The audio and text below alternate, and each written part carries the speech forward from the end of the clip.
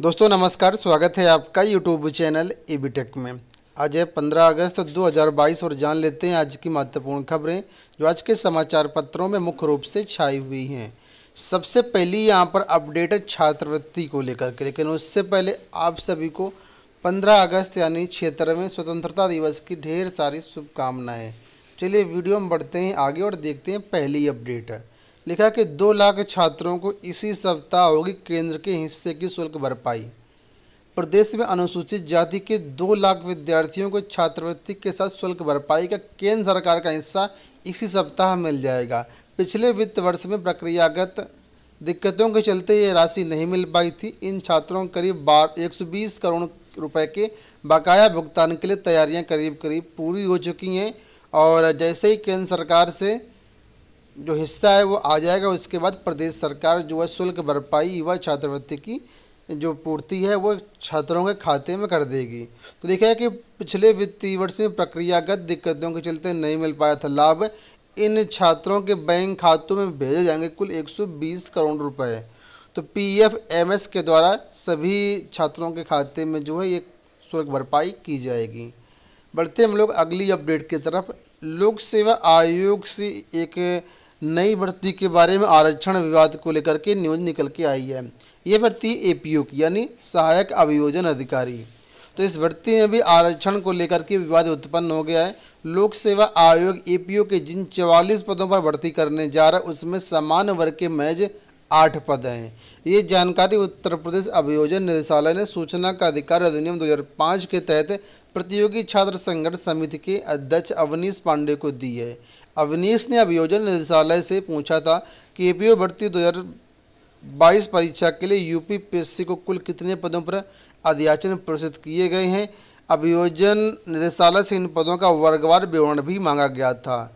तो अभियोजन निदेशालय की ओर से बताया गया कि चयन वर्ष 2018-19, 19-20, 20-21 से उत्पन्न हुई कुल 44 रिक्तियों पर भर्ती के लिए अध्याचन शासन को प्रेषित किया गया है, जिनमें श्रेणीवार सामान्य वर्ग के 8, SC के 8, ST के 3, OBC के 21 पद हैं, EWS के 4 पद हैं और क्षैतिज आरक्षण के अनुसार महिलाओं के 20 पद यहाँ पर दिए गए हैं।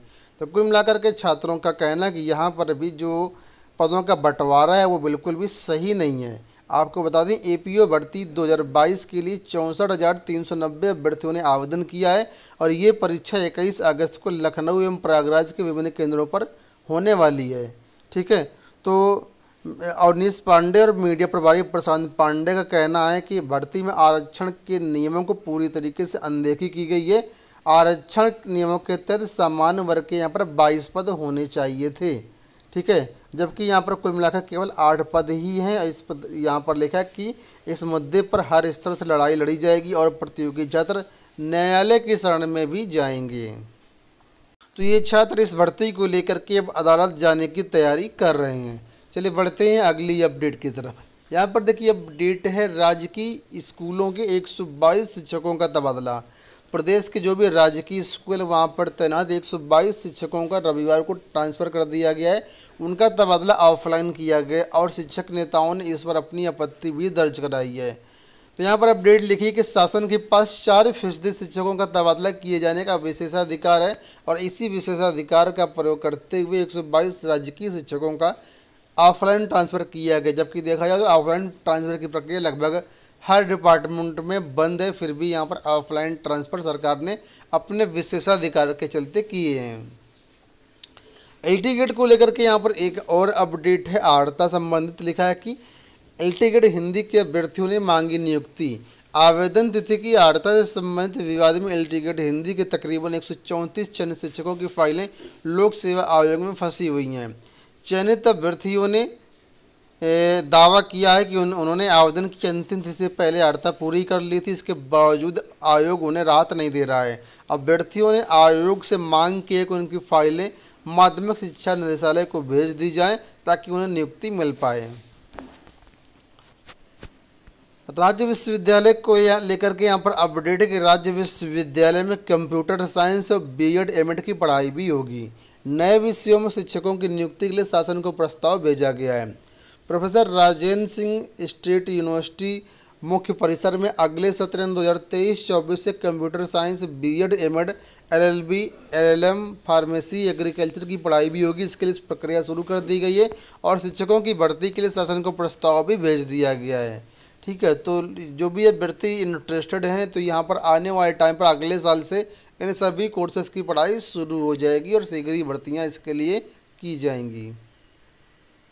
बात करेंगे रेलवे भर्ती ग्रुप डी को लेकर के, तो रेलवे भर्ती ग्रुप डी के फेस 1 के जो एडमिट कार्ड हैं वो जारी कर दिए गए। आप लोग इन एडमिट कार्ड को डाउनलोड कर सकते हैं आरआरबी की ऑफिशियल वेबसाइट से। तो यहाँ पर कल 14 अगस्त को इसके एडमिट कार्ड अपलोड कर दिए गए हैं। आप लोग अपने एडमिट कार्ड क्षेत्रीय वेबसाइट के माध्यम से डाउनलोड कर सकते हैं। आपको बता दें फेज 1 परीक्षा का आयोजन 17 अगस्त 2022 से लेकर के 25 अगस्त 2022 तक किया जाना है और निर्धारित केंद्रों पर यह परीक्षा होगी। 17-18 अगस्त के लिए जो परीक्षा के एडमिट कार्ड हैं वो जारी कर दिए गए। बाकी अन्य जो डेट में एग्ज़ाम होंगे उनके जो एडमिट कार्ड हैं 4 दिन पहले आपके जारी होंगे। सीटेट 2022 नोटिफिकेशन को लेकर के यहाँ पर देखिए अमर उजाला की तरफ से अपडेट किया गया कि जल्दी ही जारी होगा सीटेट 2022 के लिए नोटिफिकेशन। आपको बता दें करीब करीब 1 महीने हो चुके हैं सीटेट की नोटिस जारी हुए और नोटिस में बताया गया था कि जो परीक्षा होगी दिसंबर में होगी और इसके लिए ऑनलाइन आवेदन की प्रक्रिया शीघ्र ही शुरू की जाएगी। लेकिन अभी तक डिटेल नोटिफिकेशन जारी नहीं हुआ है। बहुत सारे अभ्यर्थी इसका इंतज़ार कर रहे हैं।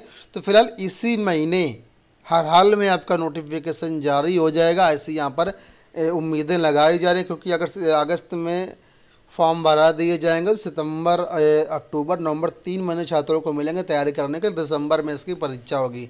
तो फिलहाल इसी महीने इसका फॉर्म आने की पूरी संभावना यहाँ पर बताई गई है। यूपी टीजीटी पीजीटी भर्ती 2022 में पदों की संख्या जोड़ने को लेकर के हाईकोर्ट में जो याचिका लगाई गई थी, आप लोग जानते हो याचिका खारिज कर दी गई है।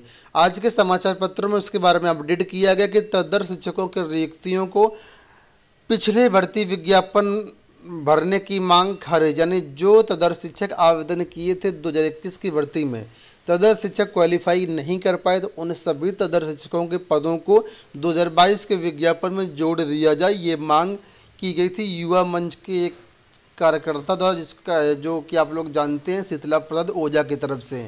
ठीक है, तो हाईकोर्ट का कहना है कि तदर शिक्षकों की जो इस भर्ती थी इसमें याचिका कोई यहाँ पर विशेष जो है अहित नहीं दिखाई दे रहा है और सुप्रीम कोर्ट और के कई ऐसे आदेश हैं, संविधान में कैसे ऐसे नियम हैं जिनको ध्यान में रखते हुए यहाँ पर जो याचिका है वो पोषणी नहीं लग रही। इसी वजह से ये जो याचिका है खारिज कर दी गई है। ठीक है, तो कुल मिलाकर के अब जो 2021 के तदर शिक्षकों के पद थे वो 2022 के विज्ञापन में नहीं जुड़ेंगे क्योंकि याचिका ही खारिज कर दी गई है। हालांकि अभ्यर्थी अपने अपने स्तर से प्रयास अभी लगा रहे हैं, सुप्रीम कोर्ट जाने की तैयारी कर रहे हैं। लेकिन ये बात समझ लीजिए फिलहाल ये जो पद हैं फिलहाल 2022 की भर्ती में अब जुड़ना असंभव सा दिख रहा है। हो सकता है नई भर्ती में ये जुड़ जाए, लेकिन फिलहाल इस भर्ती में जुड़ने की कोई भी संभावना नहीं है। तो ये हो गई दोस्तों आज की सारी सूचनाएं। इस वीडियो में इतना ही। धन्यवाद।